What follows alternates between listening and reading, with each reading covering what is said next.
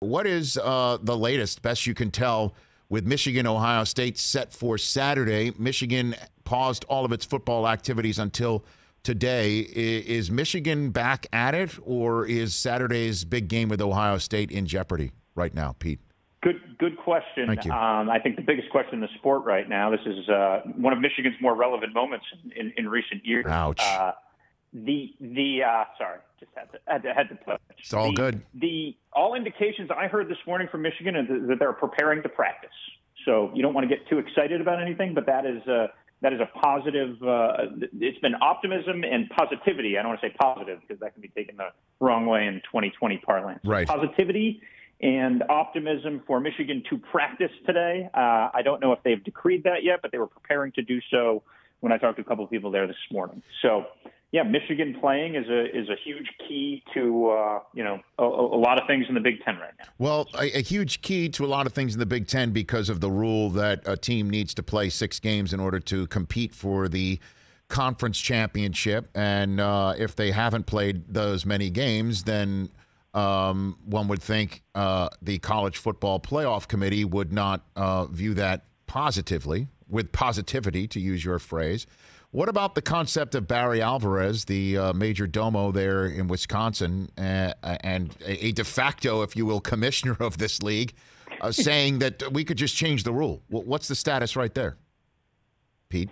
Well, I just think it's obvious, right? The Big Ten is not going to hurt the Big Ten for a rule they made up for no particularly good reason 3 months ago, right? There was a lot of money at stake at a time when people need money with a playoff spot. There's also just prestige, and nothing would burn the Big Ten more than say 2 SEC and 2 ACC schools, or one ACC school and one moonlighting as an ACC school, getting in the playoff. Like that, the Big Ten is not going to self-sabotage over this. So look, like we talked about this on our Yahoo Sports podcast last night, and we were laughing just because, of course, the Big Ten is going to capitulate to Ohio State and what they need. And I would like to think they would do it for Northwestern or Rutgers or whoever it is, but they are not going to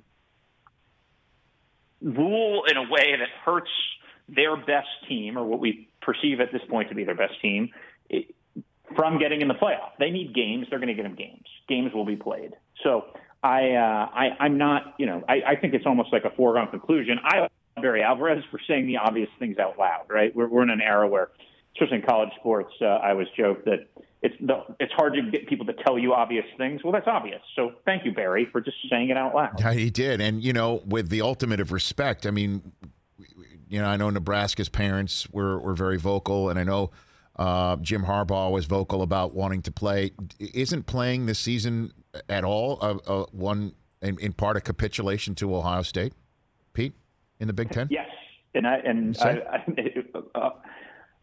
give them credit for steering it. Look, the season's been a rousing success. There was a lot of pessimism around the sport that it could be pulled off. It hasn't been perfect, but it's happening, and it's happening in large part because behind the scenes, people like Gene Smith, people like Ryan Day, and again, Bill Moose, Scott Frost. You can go on and on. They weren't the only ones who wanted to, but there were teams and programs that weren't excited about playing, and I don't think at this point anyone regrets this season having been played.